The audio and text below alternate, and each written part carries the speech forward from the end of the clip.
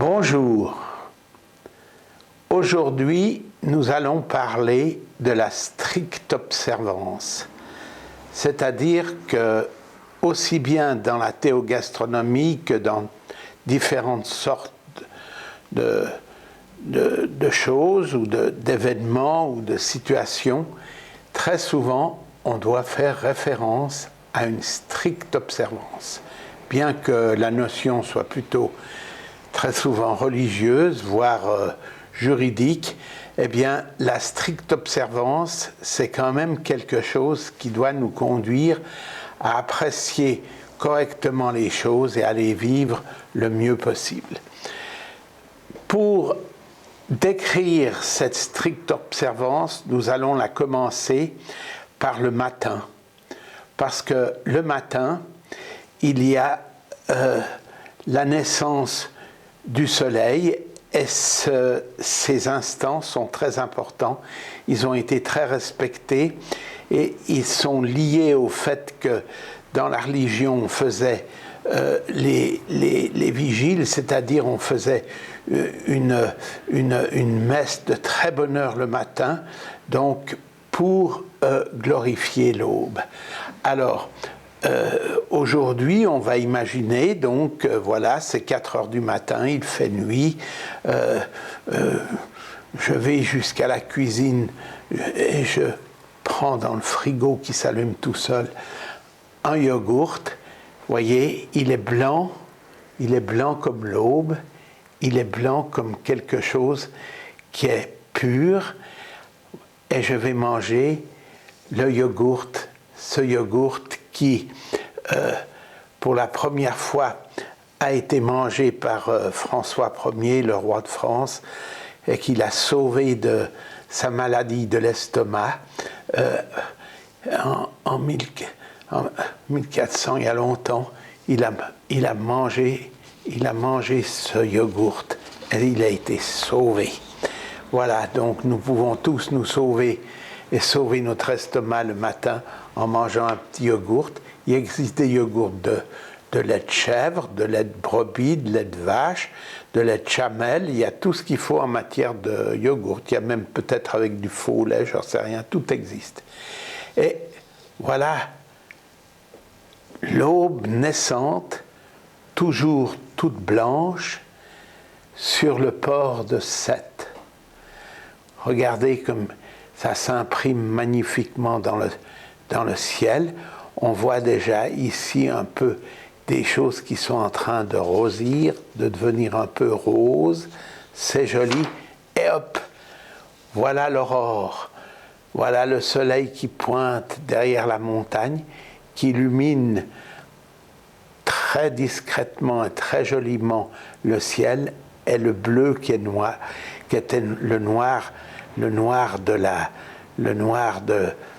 la nuit qui est remplacé par un bleu sympathique du ciel. Voilà ici une représentation moderne de l'aurore peinte par Madame Wahl, et on voit ici qu'elle dessine la montagne, on voit le soleil qui sort derrière. Elle a représenté ainsi l'aurore. Voilà, l'aurore, cette femme magnifique qui existait aussi dans la mythologie grecque. Voyez, ici, Aurore sur son cheval, sur son char à 4 chevaux, avec toutes ces aides, le soleil qui se lève, la nuit qui est chassée. Voilà l'aurore des Grecs, l'aurore mythologique. Éos, la déesse de l'aurore. La déesse de l'aurore est son frère, qui est ici, le soleil, Hélios. Hélios. Vous voyez, Éos, Hélios. Voilà 2 frères, une sœur, un frère. Ah, c'est magnifique.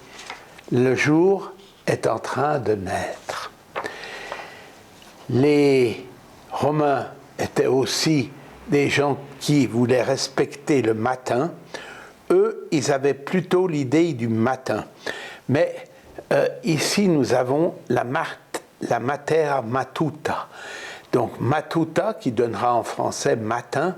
Matuta, c'est aussi une forme de dire l'aurore, de dire quelque chose qui va arriver, et c'est quelque chose qui arrive comme un claquement. C'est quelque chose de très intéressant de voir que finalement ici, voilà le jour qui est dans les bras de la matuta.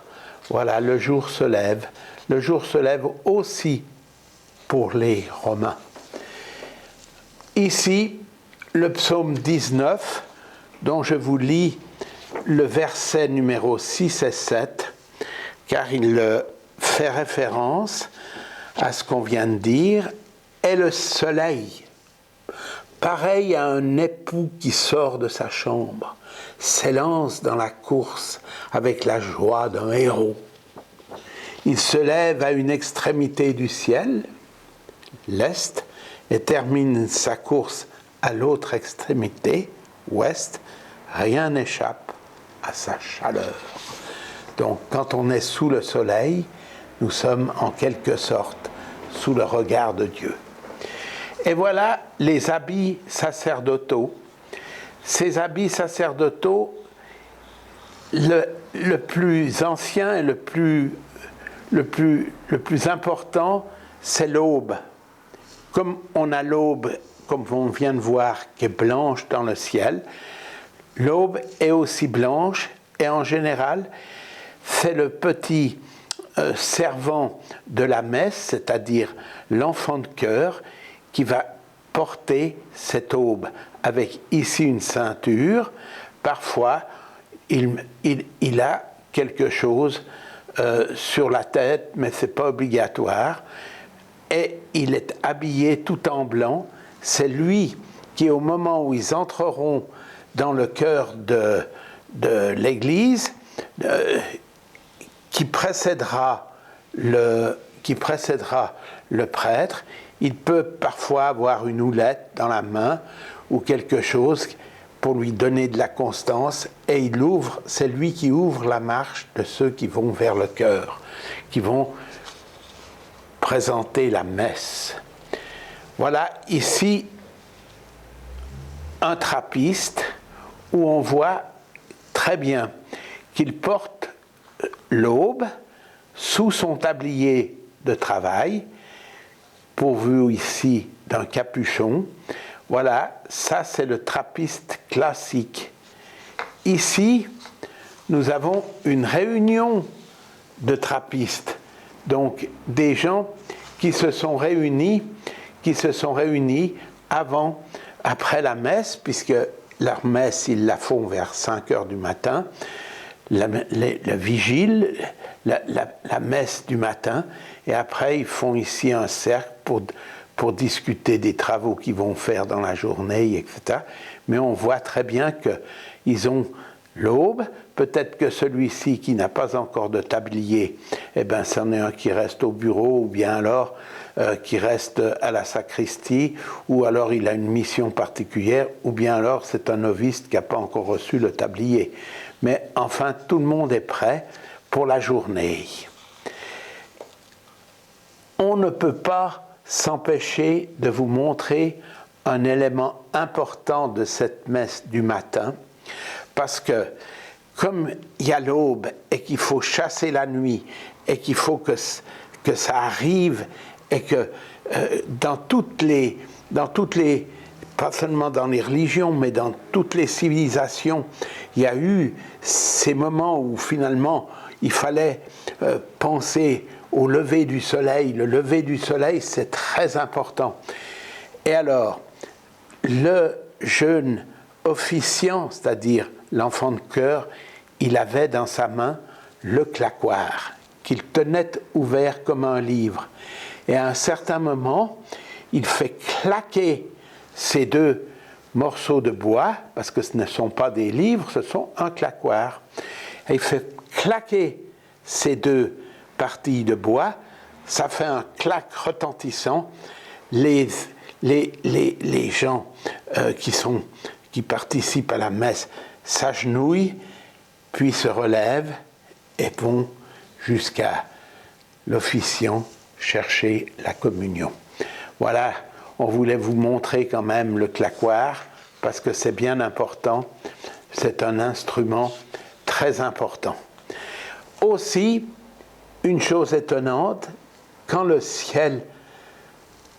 soleil apparaît, quand c'est l'aurore, simultanément vient deux choses.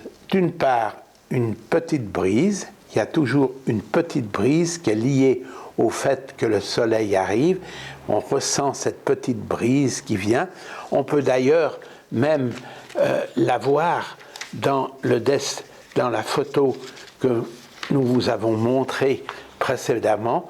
Vous voyez ici, voilà l'aube sur le port de Sète. Et ici, on peut voir, pas dans cette partie, mais juste là, il y a un petit frémissement, des petites vaguelettes qui sont produites par cette bise représentée ici par Éole, qui souffle sur la nature, cette petite brise, voyez.